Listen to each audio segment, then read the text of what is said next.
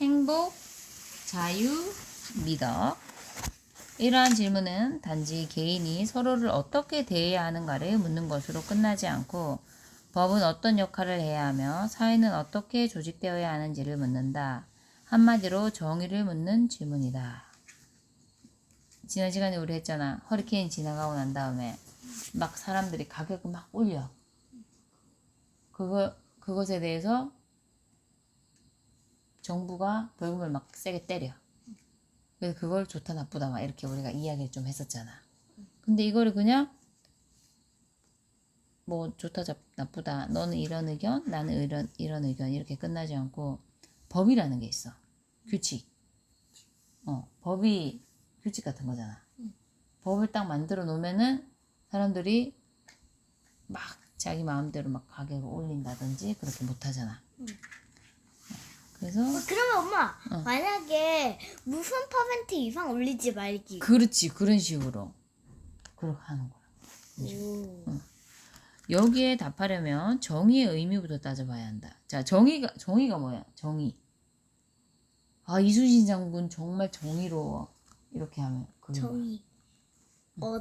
딱 보면 용감하고 용감하고 정의롭, 나 자비롭고 또 막 엄청 무서운 그게 있으면 용감하게 다른 사람 다 무서웠는데 용감하게 싸우는 그거. 맞아.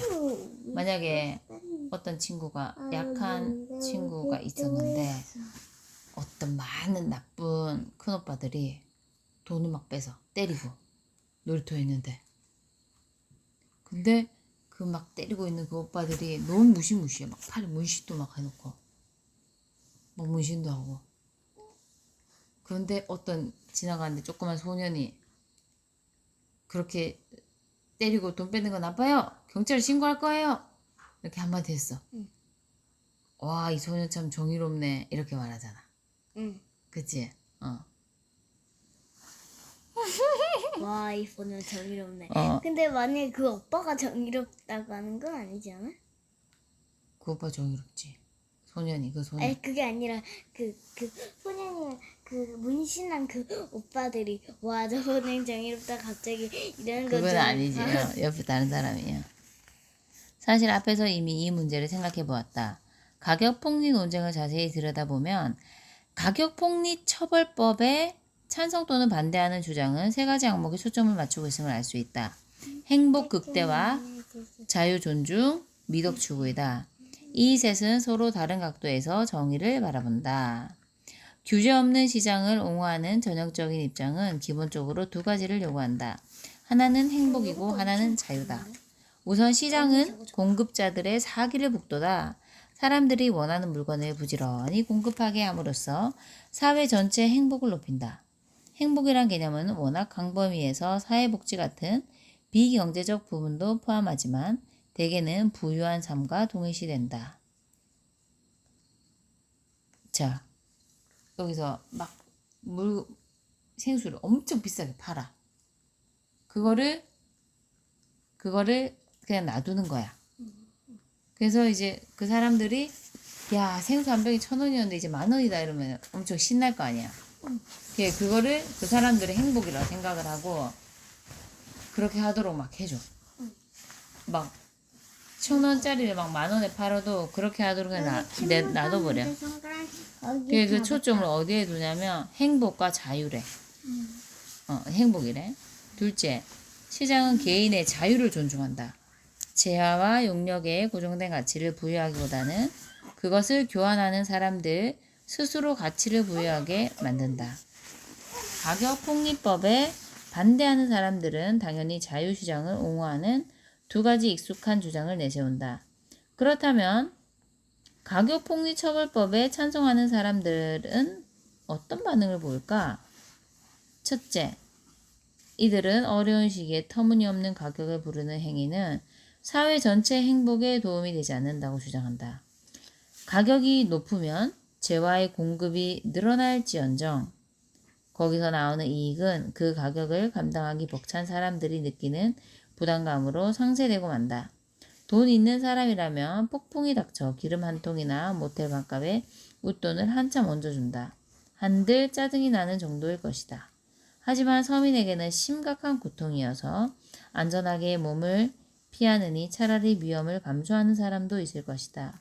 가격폭리 처벌법에 찬성하는 사람들은 전체의 행복을 측정할 때는 비상사태에 가격 폭등으로 생필품을 구입하지 못하는 사람들의 고통도 반드시 포함해야 한다고 주장한다. 자, 초점 행복에도 이게 생수 파는 사람이 1,000원에 팔던 거를 막 10,000원에 파니까 막 기분 좋을 거 아니야. 자기가 막 부자가 되니까. 그래서 사람들이 행복해진다. 이렇게 주장하는 거야. 근데 그에 반대로 그렇게 지금 허리케인 때문에 집도 다 부셔지고 아무것도 없는 빈털터리가 됐는데 다 비싸게 팔아. 돈도 없는데. 그러면 이 사람들은 행복 지수가 엄청 떨어지잖아. 그치? 그래서 전체 나라로 봤을 때 행복 떨어진다. 또 이렇게 주장하는 사람도 있어. 둘째, 가격폭리처벌법에 찬성하는 사람들은 특정 상황에서는 자유시장이 그다지 자유롭지 못하다고 주장한다. 크리스트의 지적대로 강요받는 구매자에게 자유는 없다. 안전한 숙박시설 같은 생필품에 대한 수요는 불가피하다. 허리케인으로 가족과 함께 몸을 피하는 상황에서 기름이나 대피소의 터무니없는 값을 지불하는 행위는 자발적 교환이 아니다. 차라리 강탈에 가깝다. 따라서 가격폭리처벌법이 정당한가를 판단하려면 행복과 자유에 대한 상반된 주장을 비교해 보아야 한다. 그런데 이때 고려해야 할 주장이 하나 더 있다. 가격폭리처벌법에 찬성하는 주장은 대개 행복이나 자유보다 더 본능적인 것에 비롯된다. 사람들은 타인의 절박함을 이용해 먹는 약탈자에게 분노하고 횡재라는 포상을 내리기는커녕 그들을 처벌하고 싶어한다. 이런 정서는 공공정책이나 법에 끼어들어서는 안 되는 원초적 감정으로 무시되곤 한다. 제이커비가 썼듯이 장사꾼을 악마로 만든다고 해서 플로리다의 복구 속도가 빨라지지 않는다. 그러나 가격 폭리에 대한 분노는 단순히 지각 없이 성을 내는 게 아니다. 진지하게 고민할 가치가 있는 도덕적 주장의 표현이다. 분노는 자격 없는 사람이 무언가를 얻는다고 생각될 때 느끼는 특별한 종류의 화다. 다시 말해 부당함에 대한 화다.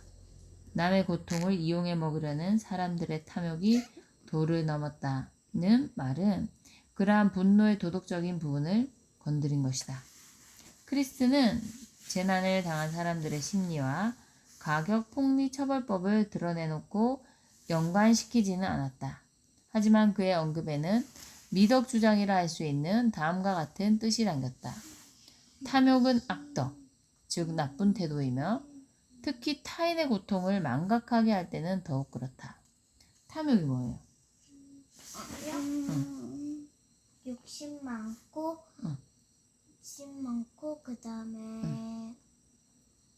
그다음에 지혜롭지 않고 또 이기적인 거. 맞아. 탐욕스러운 일이 막 그러잖아. 아기돼지를 잡아먹자 막 이러잖아. 맞지? 엄마 머리색이랑 지훈이 머리색이랑. 이때 개인의 악덕으로 끝나지 않고 시민의 미덕과 충돌한다. 사람들은 최대 이익을 실현하려 애쓰기보다는 서로를 탐색한다. 어려운 시기에 이웃을 이용해 돈을 벌려는 사람들이 활개치는 사회는 좋은 공동체가 못 된다. 따라서 지나친 탐욕은 좋은 사회라면 가능한 한 억제해야 하는 악덕이다. 가격폭리처벌법으로 탐욕을 완전히 추방할 수는 없지만 적어도 지독히 뻔뻔스러운 탐욕을 억제하고 그것에 반대한다는 신호를 보낼 수는 있다. 사회는 탐욕스러운 행동의 포상보다는 벌을 내림으로써 공동선을 위해 다같이 희생을 감수하는 시민의 미덕을 지지한다. 미덕 주장의 도덕적 효력을 인정한다고 해서 그것이 항상 다른 주장에 우선해야 한다고 고집하는 것은 아니다. 경우에 따라 허리케인 피해를 입은 곳에서는 악마의 거래가 필요할지도 모른다. 가격 폭리를 허용하면 도덕에 희생하고 탐욕을 인정하는 대신 멀리 있는 지붕 수리업자들과 건축업자들을 다수 끌어들일 수 있기 때문이다. 일단 지붕부터 수리하고 사회 조직은 차차 손보자. 그러나 한 가지 주목할 점은 가격폭리 처벌법을 둘러싼 논쟁은 단지 행복과 자유에 관한 논쟁에 그치지 않는다는 것이다. 여기에는 미덕의 문제가 개입되어 있다. 좋은 사회를 만드는 데 필요한 사람들의 마음가짐과 기질, 즉 인격을 다듬는 문제다. 그러나 가격폭리처벌법에 찬성하는 사람들조차 이러한 미덕 주장이 어쩐지 불편하다. 왜 그럴까? 그것은 행복과 자유에 호소하는 논리적 주장이라기보다는 심판에 가깝기 때문이다. 어떤 정책이 경제 회복 속도를 높일지, 경제 성장에 박차를 가할지 알아본다고 해서 사람들의 선호도를 심판하지는 않는다. 기본적으로 누구나 적은 소득보다는 많은 소득을 원한다고 가정하며 사람들이 돈을 어떻게 쓰든 그것을 심판하지는 않는다. 마찬가지로 강요된 상황에서 사람들에게 정말로 선택의 자유가 있는지 알아볼 수는 있지만 그들의 선택을 평가할 필요는 없다. 중요한 점은 강요받기보다는 직접 선택했는가, 직접 선택했다면 어느 정도까지 그러했는가이다. 그러나 미덕 주장은 탐욕은 악덕이니 주 정부가 나서서 억제해야 한다는 심판에 기초를 한다. 그러나 무엇이 미덕이고 무엇이 악덕인지 누가 판단하겠는가? 다원화 사회의 시민은 그러한 판단에 반대하지 않던가? 그리고 미덕에 대한 판단을 법으로 규정하는 것은 위험한 일이 아닌가? 이러한 우려에 맞닥뜨렸을 때 사람들은 대개 정부는 미덕과 악덕에 관해서는 중립을 지켜야 한다고 주장하면서 선한 마음가짐을 주입하거나 악한 마음가짐을 억제하려 들어서는 안 된다고 말한다. 이처럼 가격폭리에 반응하는 우리의 모습은 이중적이다. 다들 자격 없는 사람이 무언가를 얻을 때 분노하며 인간의 불행을 이용하는 탐욕은 포상이 아닌 벌을 받아야 마땅하다고 생각한다. 그러면서도 법을 만들어 미덕을 심판하려 할 때는 우려를 표한다. 이 딜레마는 정치 철학의 중대한 문제 하나를 드러낸다. 정의로운 사회라면 시민의 미덕을 장려해야 하는가? 아니면 법은 미덕에 관한 서로 다른 개념들 사이에서 중립을 지키면서 시민 스스로 최선의 삶을 선택하도록 해야 하는가? 어떻게 해야 될까? 만약에 미덕이잖아, 미덕. 예를 들면은 그 사람이 집도 다 잃고 다 허리케인에 다 날라가고 잘 데도 없고 막 이렇게 있어. 근데 막 물을 막 비싸게 팔아. 왜냐면은 물이나 이런 게 부족하니까 비싸게 가격을 올려도 다 산단 말이야. 어쩔 수 없이 사 먹어야 되잖아. 집에 물이 안 나와. 정수기 다 부셔졌어. 근데 너무 그 사람들은 슬픔에 빠져 있는데 장사꾼들은 돈을 많이 자기들이 벌어. 지훈아. 그러면 지훈이 어떨 것 같아?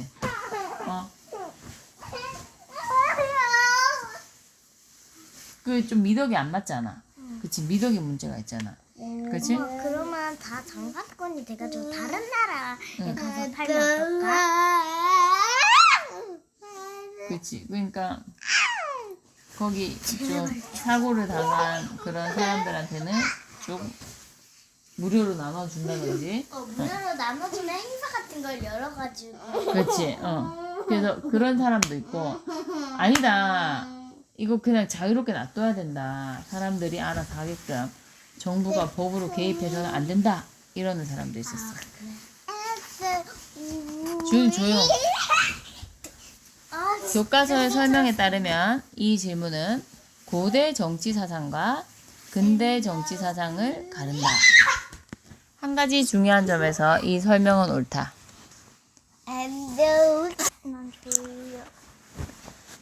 한 가지 중요한 점에서 이 설명은 옳다. 아리스토텔레스는 정의란 사람들에게 그들이 마땅히 받아야 할 것을 주는 거라고 가르친다. 누가 무엇을 받을 자격이 있는가를 결정하려면 어떤 미덕의 영광과 포상을 주어야 하는가를 결정해야 한다. 아리스토텔레스는 가장 바람직한 삶의 방식부터 심사숙고해야만 무엇이 정의로운 법인지 알 수 있다고 주장한다. 그가 생각하기에 법은 좋은 삶을 묻는 질문에 중립적일 수 없다. 반면 18세기의 임마누엘 칸트부터 20세기의 존 롤스에 이르기까지 근현대 정치 철학자들의 주장에 따르면 우리 권리를 규정하는 정의의 원칙은 미덕과 최선의 삶에 관한 주관적 견해에 좌우되지 말아야 한다. 정의로운 사회라면 개인의 자유를 존중해 각자 좋은 삶을 선택할 수 있어야 한다. 이처럼 고대 정의로는 미덕에서 출발하는 반면 근현대의 정의로는 자유에서 출발한다고 볼 수도 있다. 앞으로 이 둘의 장단점을 자세히 살펴볼 것이다. 하지만 그 전에 이런 식의 대조는 오해를 일으킬 수 있다는 점을 기억하자. 왜냐하면 오늘날의 정치를 움직이는 정의에 관한 주장들, 특히 철학자들이 아닌 일반인들의 주장을 가만히 살펴보면 더욱 복잡한 그림이 나타나기 때문이다. 우리가 내세우는 주장은 언뜻 보기에는 경제적 풍요를 지지하고 개인의 자유를 존중하는 것만 같다. 하지만 우리는 그러한 주장에 찬성하거나 맞서면서 어떤 미덕이 영광과 보상을 누릴 자격이 있는지, 좋은 사회가 장려해야 하는 생활 방식은 무엇인지에 관해 은근슬쩍 다른 신념을 넘보기 일수다. 다시 말해 풍요로움과 자유를 굳건히 지지하면서도 정의에서 심판이라는 한 가닥 끈을 완전히 끊어버리지 못한다. 정의에는 선택뿐 아니라 미덕도 포함된다는 생각은 뿌리가 깊다. 정의를 고민하는 것은 곧 최선의 삶을 고민하는 것일지도 모른다. 그래서 이제 여기 이런 사람들은 기준이 없잖아. 사람이 왜 태어났으며 나는 어떤 생활을 해야 되나 그런 걸 모르잖아. 그러니까 이런 걸 세우고 싶어 해. 그죠? 그러니까 뭘 세우고 싶어요? 그러니까 봐봐. 아주 옛날에 아리스토텔레스 알지? 여기는 어떤 삶이 가장 바람직한가 거기 기준이 있어야 된다고 이렇게 주장을 많이 했고, 근데 현대 임마누엘 칸트부터 존 롤스라는 아저씨가 있거든. 이 현대의 아저씨들은 아니다. 자기 삶의 방식은 자기 스스로 결정하는 거야. 자유가 중요해. 이렇게 얘기하는 거야. 예를 들면 이런 거 있잖아. 나는 남자인데 나 여자가 될 거야. 내 삶이야. 이렇게 해도 이 사람들은 그래 그거는 너 인생이니까 너의 자유야. 존중해. 이래야 된다. 이렇게 주장하는 사람도 있고. 근데 고대는 아니야. 인간으로서 미덕이 있어. 그래서 절대적인 삶의 방식 그걸 해야 돼. 이런 또 사람들이 있었어. 근데 우리는 이제 성경 말씀을 읽기 때문에 기준이 있잖아. 그치? 기준이 있는데 기준이 이제 이런 책에서는 그런 기준을 여기 모인 사람들 중에는 믿음이 있는 사람도 있고 없는 사람들도 있잖아. 그러니까 그런 거를 빼고 이렇게 기준이 없기 때문에 이거에 대해서 좀 고려를 해보는 거예요. 그래서 정의를 고민해 보는 거야. 그 정의가 기준이기 때문에. 그래서 이거를 해야지 최선의 삶을 고민할 수가 있겠지. 자, 생활 방식. 좋은 사회라면 어떤 생활 방식을 이렇게 살아라라고 해야 될까? 좋은 생활 방식? 응. 모르겠어. 모르겠어? 응.